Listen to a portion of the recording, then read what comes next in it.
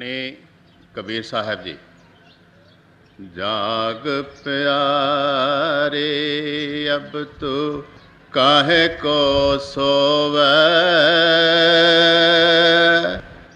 रैन गए दिल काहे को खोवे। जाग प्यारे अब तू काहे को सोवे, रैन गए दिल काहे को खोवे। ये संत कबीर दास जी महाराज की रूह को उभारने वाली वाणी है। ये चेतावनी का शब्द है। चेतावनी कहते हैं किसी आने वाले ख़तरे से मुतला कर देना। अब वो हमें ये हकीकत समझा रहे हैं कि हम जुगों जुगों से प्रभु से जुदा हो चुके। इस दुनिया के आगाज़ के मुतल्लिक यह बताया जाता है कि पहले प्रभु अकेला था, वो महाचेतनता का समंदर था। उस वक्त और कोई नहीं था। फिर उसे यह ख्याल आया कि मैं एक से अनेक हो जाऊं, एको अहम व्योश्यामा। तो एक हलोर उठी, एक वाइब्रेशन हुई और उसने दो सूरतें इख्तियार की, एक ज्योति की और एक श्रुति की। और उसके बाद इन्हीं दोनों सूरतों को मिला के नाम कहा जाता है और इसी नाम की ताकत से खंड ब्रह्मांड बने। नाम के दायरे खंड ब्रह्मांड और आहिस्ता आहिस्ता इंसान बना। इंसान के बाद धीरे धीरे 84 लाख जियालून बनी। अब हम करोड़ों युगों से 84 लाख जियालून में चक्कर लगा रहे हैं। यह हमारे ग्रंथों में लिखा है कि जब प्रभु ने इस सृष्टि की रचना की तो वो बहुत खूबसूरत बनाई और जो आत्माएं उसमें लीन थीं उन्हें ये ऑप्शन दी कि वो अगर चाहें तो वो इस नई सृष्टि जो कि बहुत सुंदर थी, बहुत दिलकश थी, बहुत अट्रैक्टिव थी, उसमें जा सकती हैं। तो ये कहा जाता है कि 8/9 तादाद तक जो आत्माएं थीं उन्होंने नई रचना, नई सृष्टि में जाना चुन लिया। मगर जो 1/9 आत्माएं थीं उन्होंने इस बात पे जोर दिया कि हम तो आपसे अलहदा नहीं होना चाहते, हम तो आपके पास ही रहें। तो उस वक्त प्रभु ने फिर वो जो 1/9 हिस्सा नूह रह गई थी उनसे भी कहा कि आप भी इस नई सृष्टि में जाइए। मगर उनसे ये वादा किया कि सबसे पहले हम आपको वापस अपने निजगर में ले आएंगे और अपने में लीन कर देंगे। और हमारे मुर्शिद आज़म हुज़ूर बाबा सावन सिंह जी महाराज यह फरमाया करते थे कि अभी तो वो 1/9 जो रूहें प्रभु से जुदा हुई थीं वही धीरे धीरे प्रभु तक वापस जा रही।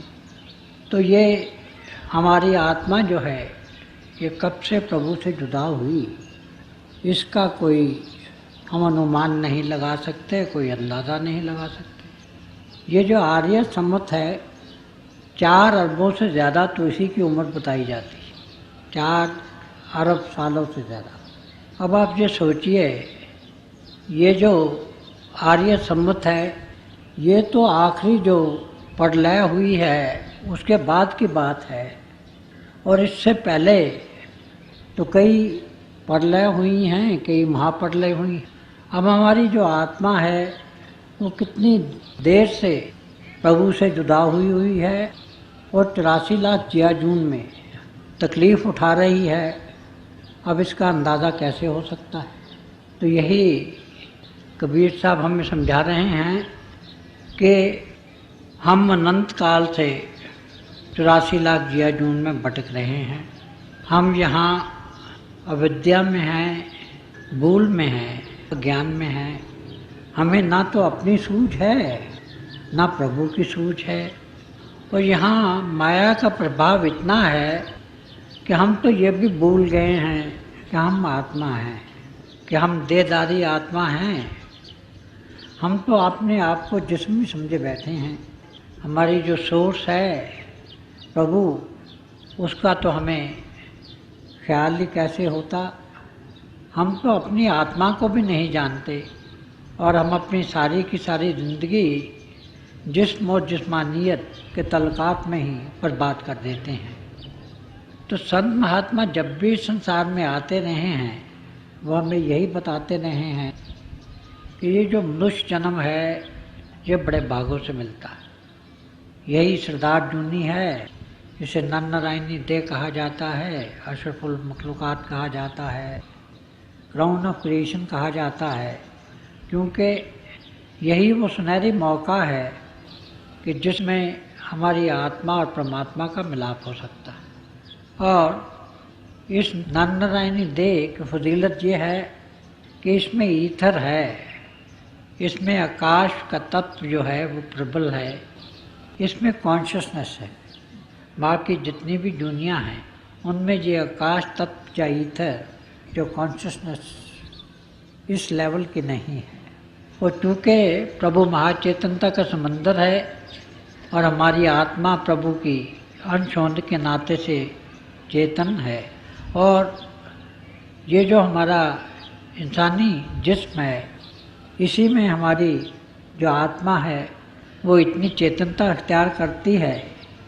इसीलिए इसी मनुष्य जन्म में ही हमारा कल्याण हो सकता है। अब जो हमारी ज़िंदगी है उसका सबसे बड़ा एम जो है, जो मकसद है, वो ये है कि हम सत्य और असत्य का निर्णय करें। ये जो विवेक है ये सिर्फ इंसानी जन्म में ही हमें नसीब होता है। और हमारे धर्म ग्रंथों में यही आया है कि मुझे असत्य सत्य की तरफ ले चल, मुझे अंधेरे से रोशनी की तरफ ले चल। अब यहाँ माया का अंधेरा है और हमें तो रूहानियत की रोशनी में जागना है। हम यहाँ सोए हुए हैं और महापुरुष हमेशा यही कहते चले आए हैं कि हम जाग जाएं, हमारी आत्मा जो है वो ख्वाबे खरगोश से उठ जाए, ताकि इसी जन्म में हमारी आत्मा का और परमात्मा का मिलाप हो जाए। 84 लाख जिया जून का ये जो चक्र है ये ख़त्म हो जाए। हमारे हजूर पुरनूर संत कृपाल सिंह जी महाराज अक्सर ये फरमाया करते थे कि ये जो डिमांड और सप्लाई का नियम है वो अटल है। यहाँ आग जलती है, वहाँ ऑक्सीजन आ जाती। गुरु या प्रभु, क्योंकि जो गुरु होता है वो चलता फिरता परमात्मा होता है, वो खुद वाहिगुरु होता है। वो एक पहाड़ की चोटी पे जैसे बैठा हो और उससे नीचे कहीं भी जब जरा भी आग निकले तो उसे तो पता चल जाता है। इसी तरह से जब भी किसी आत्मा की दिल की गहराइयों से एक शोला लपकता है, एक वहाँ से फूंक उठती है, एक धुआं उठता है, और ये इच्छा प्रबल होती है कि उसकी आत्मा का और परमात्मा का मिलाप हो जाए, तो प्रभु वो जो चिंगारी निकलती है उसको देखता है और फिर उसका हल कर देता है। और वो जो हल करता है वो खुद किसी इंसानी जामा में इस संसार में आ जाता है और आके उस आत्मा का कल्याण करता है। तो ये जो रूहानियत का मार्ग है ये एक अजीब पैराडॉक्स है कि ये एक्सपेंशन का भी रास्ता है, फैलाव का भी रास्ता है, और सिमटाव का भी रास्ता है, और कंट्रैक्शन का भी रास्ता है। ये कंट्रैक्शन का रास्ता जो है, जो सिमटने का रास्ता है, वो तो इस तरह से है कि जब प्रभु ये देखता है कि कोई आत्मा उसके लिए सिसक रही है, बिलक रही है, उसके बाद एक भरोसो, एक बल, एक आत्मविश्वास वाला मामला है उसकी एक ही आरजू है, एक ही तमन्ना है, एक ही ख्वाहिश है, वो ये है कि वो प्रभु से मिल जाए। तो वो प्रभु सत्ता दो के दोनों जहानों में नहीं समाती। यही एक सूफी शायर ने कहा है कि जो बड़ी अजीब बात है कि आप परमात्मा तो दोनों जहानों में नहीं समाता है, मगर एक मोमिन के दिल में आके तो समा जाता है। तो यही बात है कि वो जो प्रभु है दो दोनों जहानों में नहीं समाता, और जिससे ये सारे संसार बने हैं, सारी सृष्टि बनी है, वो खुद फैल के, वो खुद सिमट के एक 6 फुट के इंसानी पुतले में आके समा जाता है। और ऐसा ही जो मुबारक पुतला होता है, जो मुबारक जिस्म होते हैं, उसको हम गुरु कहते हैं, उसे हम मुर्शिद कामिल कहते हैं, उसे हम परफेक्ट मास्टर कहते हैं। तो इसीलिए एक उर्दू के शायर ने एक मिसरा कहा है कि सिमटे तो दिले आशिक और फैले तो ज़माना है। कि प्रभु दोनों जहानों में नहीं समाता है, मगर वो गुरु के दिल में, गुरु की रूह में समा जाता है। और हकीकत तो ये है कि वो खुद गुरु की सूरत में इस संसार में आके ज़ाहिर होता है। तो ये तो सिमटाव का मामला है, कंट्रैक्शन का मामला है, और ये रास्ता है प्रभु का। मगर जहाँ तक हमारी आत्मा का तल्लुक़ है, ये एक्सपेंशन का मार्ग है, ये फैलाव का मार्ग है। जब हमें गुरु मिलता है और नामदान की हम पे बख्शिश करता है, जिस्म और जिस्मानियत से ऊपर आने की और जीते जी मरने की कला हमें सिखाता है, तो फिर हम ये जो फाइनाइट हैं, महदूद हैं, हमारी महदूदियत ये ख़त्म हो जाती है। हम जो कि लामादूद की अंश हैं, उसका जुज़्व हैं, इसलिए हम लामादूद होना शुरू हो जाते हैं। हम सीमा रहित हो जाते हैं, हम सीमित नहीं रहते, हम लिमिटलेस हो जाते हैं, हम इन्फिनिट हो जाते हैं। और वो जो सद्गुरु की हम पे नज़र करम होती है, तो फिर ये जो हमारी कोता नजरी है, ये जो हमारी छोटी दृष्टि है, ये असीम होती चली जाती है, लामहदूद होती चली जाती है। हम अपने आप से गुजर तक अपनी फैमिली में आते हैं, फैमिली से गुजरते हैं तो सोसाइटी में आते हैं, सोसाइटी से फैलते हैं तो नेशनल लेवल पे आते हैं, नेशनल लेवल से जब फैलते हैं तो इंटरनेशनल या अंतर्राष्ट्रीय स्तर पे आते हैं, और वहाँ से भी बढ़कर हम एक कॉस्मिक लेवल पे आ जाते हैं, जिसमें हमें अपने सद्गुरु का जलवा जर्रे जर्रे में, कण कण में, फूल फूल में, पत्ती पत्ती में दिखाई देना शुरू हो जाता है। ये प्रभु को पाने का जो रास्ता है, ये सिमटाव का भी रास्ता है और ये फैलाव का भी रास्ता है। तो यही हमें कबीर साहब समझा रहे हैं कि हमें ये अनमोल दौलत जो मिली है इंसानी जिस्म की, मनुष्य के चोले की, इससे हमें पूरा पूरा फ़ायदा उठाना चाहिए। क्योंकि युग बीत गए, हमारी आत्मा प्रभु से बिछड़ी थी, और ये जो वक्त बीतता गया प्रभु से दूरी होती चली गई, यहाँ तक कि अब हमें इस बात का एहसास ही नहीं रहा कि हम प्रभु की अंश हैं, कि हम आत्मा हैं। हम तो माया के जाल में इस तरह से जकड़े गए कि हम अपने आप को भूल गए, और वो हमें ये चेतावनी दे रहे हैं कि हमें अपने आप को जानना चाहिए और प्रभु को पाना चाहिए। सेल्फ नॉलेज और गॉड नॉलेज, जो गॉड रियलाइजेशन की मंजिलों से गुजरना चाहिए, खुद शनासी और खुदा शनासी का रास्ता अपनाना चाहिए। आप प्यार से सुनिए जो हमें क्या समझा रहे हैं। जाग प्यारे अब तू काहे को सोवे, रैन गए दिल काहे को खोवे। गुरबानी में आया है कि हम सब सो रहे हैं, हम सो रहे हैं, हमारे पिता सो रहे हैं, हमारी माता सो रही है, तो हमारी बहनें सो रही हैं, भाई सो रहे हैं, हमारे रिश्तेदार सो रहे हैं। इस संसार में सब के सब सो रहे हैं और हमारे अंतर जो हर वक्त अमृत का चश्मा जारी और सारी है, हम तो वो अमृत से फैज़याब नहीं हो रहे, हम तो वो अमृत नहीं पी रहे। वो जो पांचों डाकू प्रभु ने हमें दिए हैं, काम क्रोध लोभ मोह अहंकार के, वो पिए जा रहे हैं। और अजीब हालत है कि खुफ्ता रा खुफ्ता क्या कुनत बेदार, कि सोए हुए को सोया हुआ कैसे जगा सकता है। तो अगर हम ये चाहते हैं कि हम जाग जाएं, तो तब हमें कोई बेदार जो हस्ती है वही जगा सकती है। और वो बेदार जो हस्ती होती है उसी को हम गुरु कहते हैं, उसी को हम मुर्शिद कहते हैं। तो यही बताते हैं कि हम तो सोए हुए हैं, हम तो अपने आप को भूल चुके हैं, मुँह माया में हम गलतान हो गए हैं।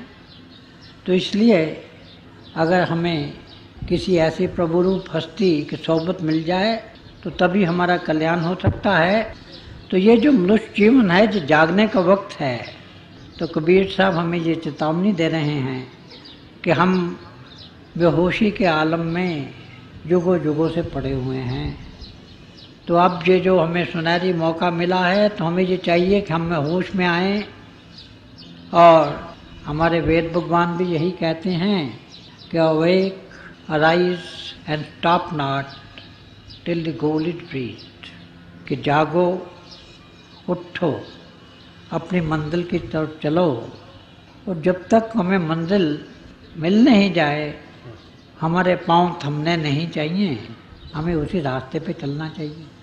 तो यही गुरु अर्जन देव साहब ने भी फरमाया है कि उठ जाग उडावरिया तैं क्यों चिल्लाया, क्या मुसाफिर तू उठ और जाग, क्योंकि तेरी जो ज़िंदगी है ये तो बड़ी सीमित है, ये तो बड़ी छोटी है, और इसका तो कोई भरोसा नहीं है कि ये कब ख़त्म हो जाए। तो इसलिए तुम्हें ये जो समय गुजर रहा है इससे पूरा पूरा फ़ायदा उठाना चाहिए, क्योंकि समय और लहर किसी का इंतज़ार नहीं करते। और फिर ये जो हमारी ज़िंदगी है ये बेवफा है, क्या मालूम कब धोखा दे जाए। इसलिए वो यही कहते हैं कि हमें इस मनुष्य जन्म से पूरा पूरा फ़ायदा उठाना चाहिए। और अब यही कह रहे हैं कि रात का समय तो गुजर चुका है, अब दिन चढ़ आया है, और इस दिन में हम क्या करते हैं कि हम रात को तो सोते हैं मगर दिन में काम करते हैं। तो यही हमें बता रहे हैं कि भाई हम सो तो बहुत चुके, अब तो दिन चढ़ आया है, और जो हमारा आदर्श है हमें उसके पाने के लिए कोशिश करनी चाहिए, हमें जागना चाहिए। और यही गुरबानी में फिर आया है कि भई प्राप्त मानुक देह हुरिया, गोविंद मिलन किए तेरी बिरिया। तो ये स्वामी जी ने भी कहा है कि ये तो समय मिला अति सुंदर। तो सब महापुरुषों ने अपने अपनी इस बानदानी में, अपने अपने अल्फाज में, अपने अपने अंदाज में एक ही चेतावनी दी है, एक ही हकीकत का बयान किया है। और उन्होंने हमें यही बताया है कि अवर काज तेरे किते न काम, मिल साथ संगत बच केवल नाम।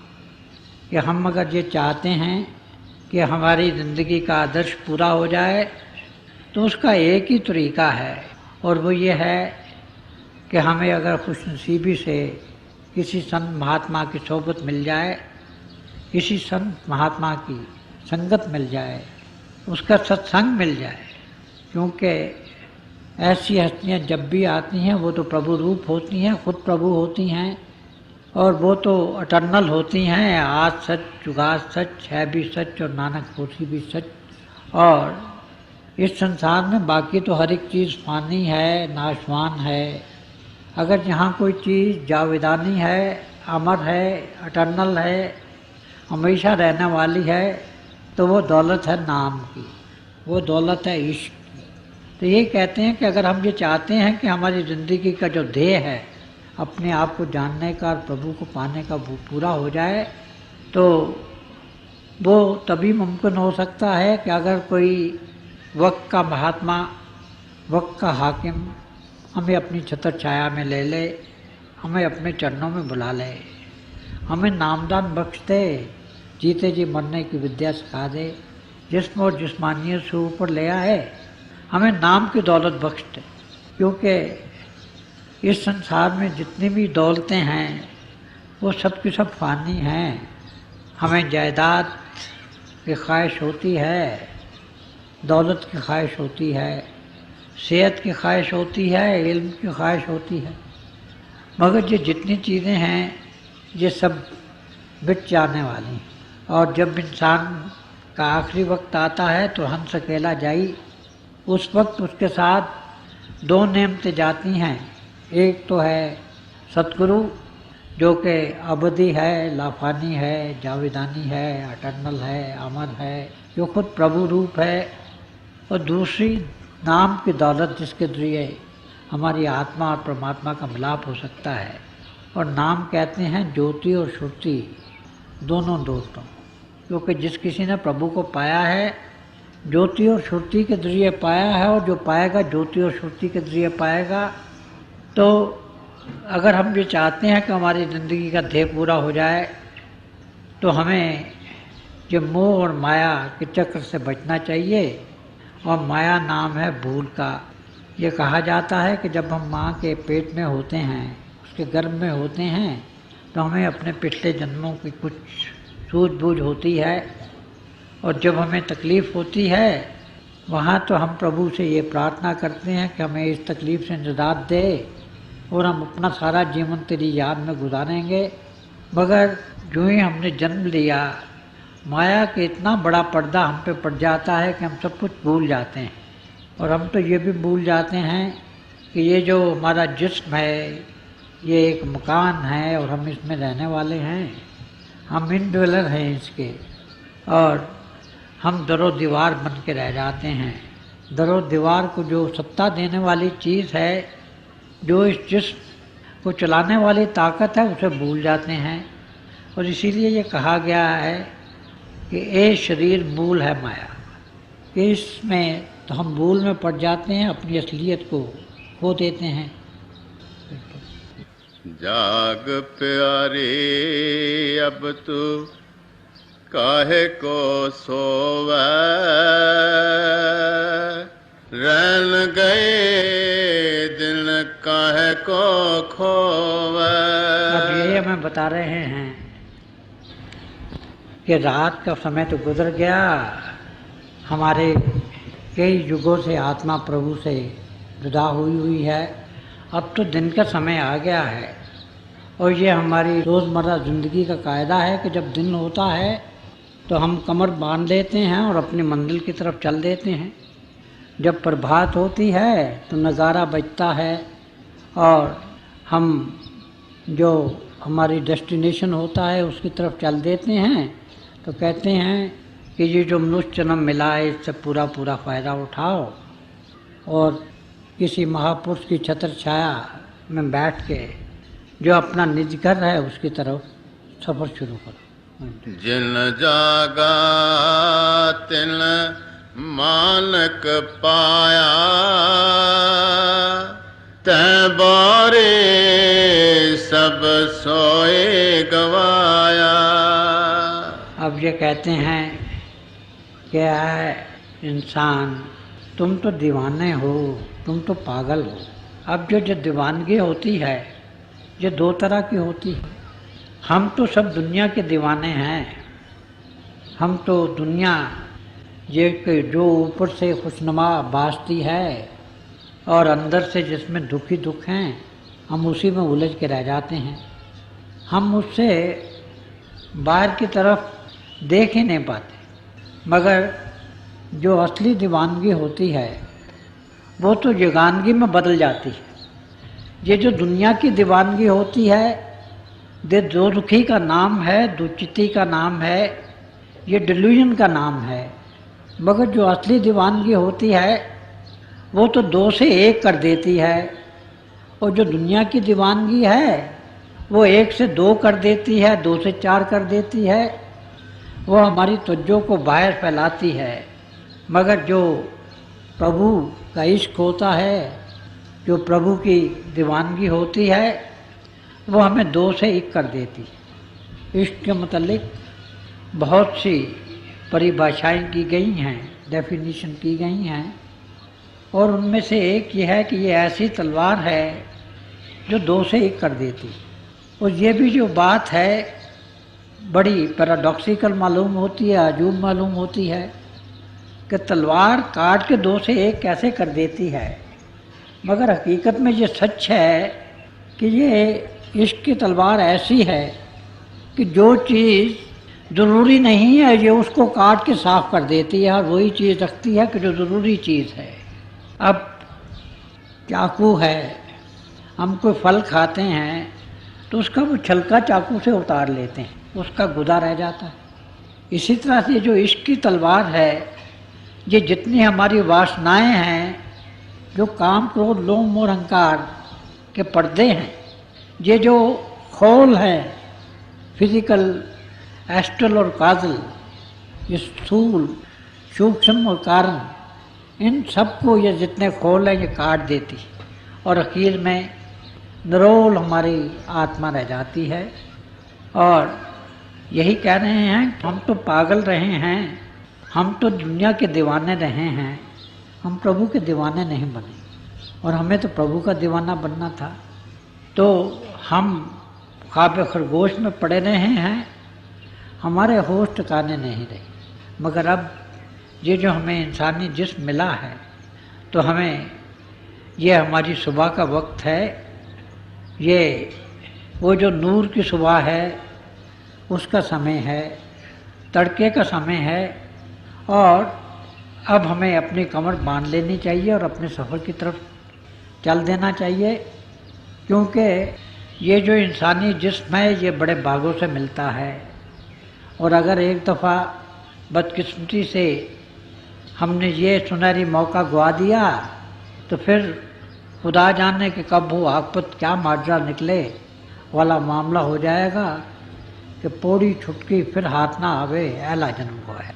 तो यही बताते हैं कि हमें मोह माया से, दुनियादारी के झंझटों से, इनके स्वप्न से जागना है। क्योंकि जब हम स्वप्न ले रहे होते हैं तो हम जो कुछ देखते हैं ऐसा प्रतीत होता है कि वो सत्य है, मगर जब सपना टूटता है, जब ख्वाब ख़त्म होता है तो फिर हमें होश आती है कि ये तो कोई असल चीज़ नहीं थी, इसमें रियलिटी नहीं थी। इसी तरह से हमें भी जागना है।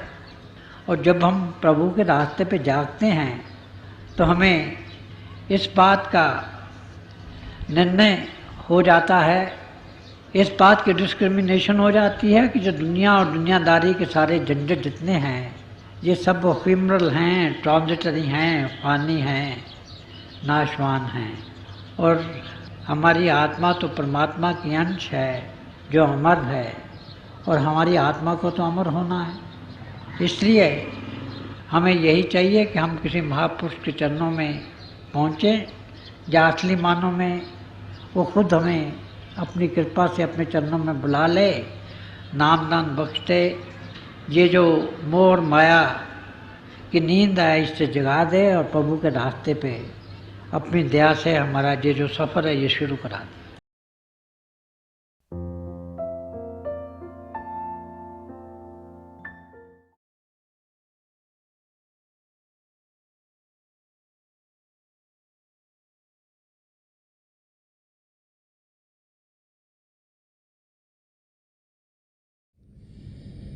प्यारे भाई और बहनों, हम सब बड़े खुशकिस्मत हैं कि हमें दयालपुर संत दर्शन सिंह जी महाराज के दिव्य वचन सुनने को मिले। जो भी उनसे मिला उसने यही अनुभव किया कि संत दर्शन सिंह जी महाराज ने उनसे सबसे ज़्यादा प्रेम किया।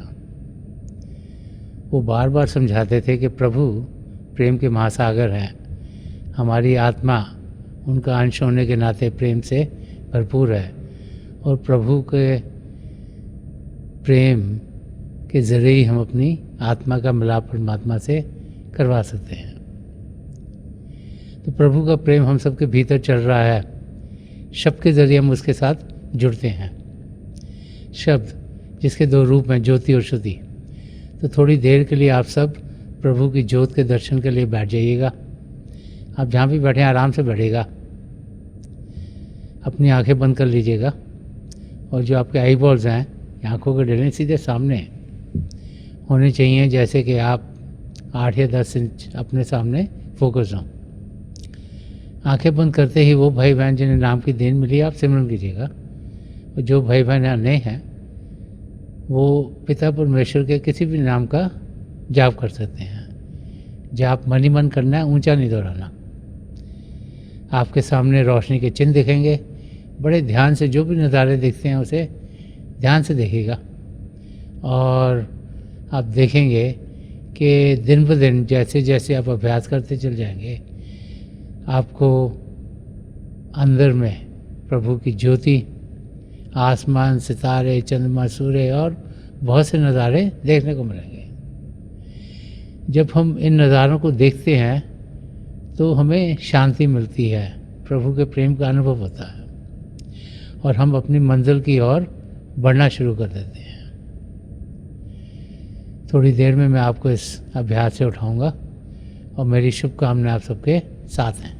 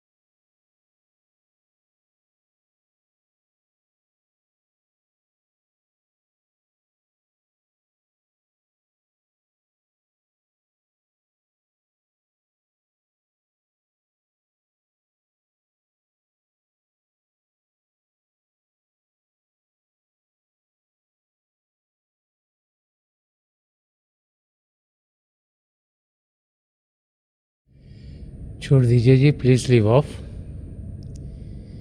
मेरी पिता परमेश्वर के चरण कमलों में और जो पिछली सेंचुरी के महापुरुष हुए हैं, हजूर बाबा सावन सिंह जी महाराज, परम संत कृपाल सिंह जी महाराज और दयाल प्रसन्न दर्शन सिंह जी महाराज के चरण कमलों में यही प्रार्थना है कि प्रभु को पाने का रास्ता, जिस रास्ते पर इन महापुरुषों ने हम सबको चलाया है, उस रास्ते पर हम तेज़ी से चल सकें। इन महापुरुषों की दया कृपा हम सब पर बनी रहे ताकि हम अपनी मंजिल को बहुत ही जल्दी पा लें।